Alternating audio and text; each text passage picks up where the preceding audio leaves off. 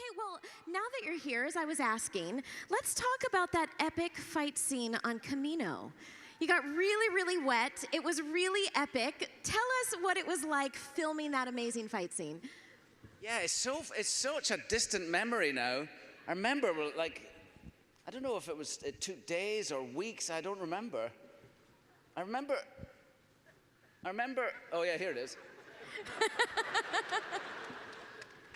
I don't really remember very much about it. Doug, Tamora, what do you remember? I remember seeing my double eating all the biscuits.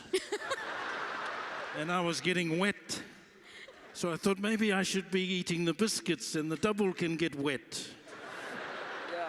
But yeah, I was telling the crowd earlier, I was very nervous on my first day working with you when you came to see the army. And you were so cool and very, you know, didn't do much. You were just stillness. Stillness was so powerful. So I was telling the crowd I was trying to out-cool you, but it never worked. It never worked. I remember the rain and it was tough. It was tough to do. But we had great help. I started working with Nash Edgerton, who's Joel Edgerton's brother. He's a filmmaker now, and he's an actor, and he's a very good director. But he was a stunt double, and he was my stunt double in Moulin Rouge. And I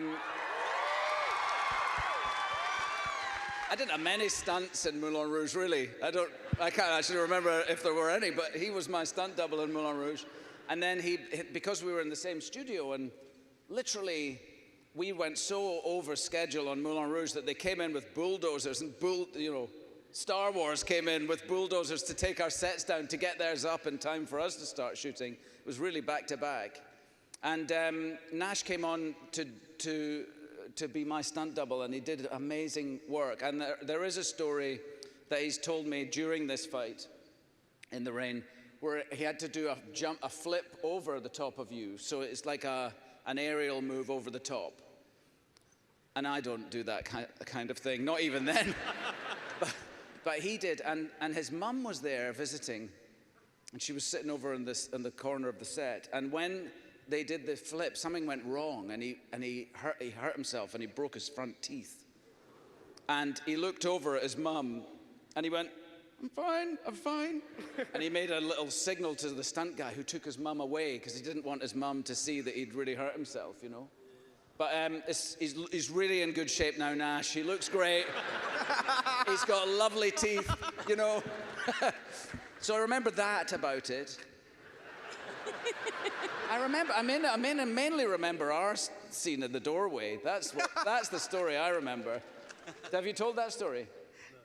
Yeah. No, but have you told that story now's the time here? to tell it. I've told it, yeah, before. Did you tell it in this room? Not yet, no. Okay. Shall I tell it? Yeah. Yes, we want to hear it. George, when I come to their door, the first time I meet you and you open the door, George wanted you to look sort of suspicious of me, you know?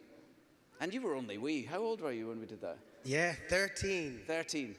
So, you know, we did a few takes, and George was like, wasn't quite, get it more suspicious. And I just leant down to him and I went, "When I open the door, act like I've done a terrible fart." And he went, "Oh," and I said, "Just try it." So in the next take, you know, he opened the door and he looked at me and went,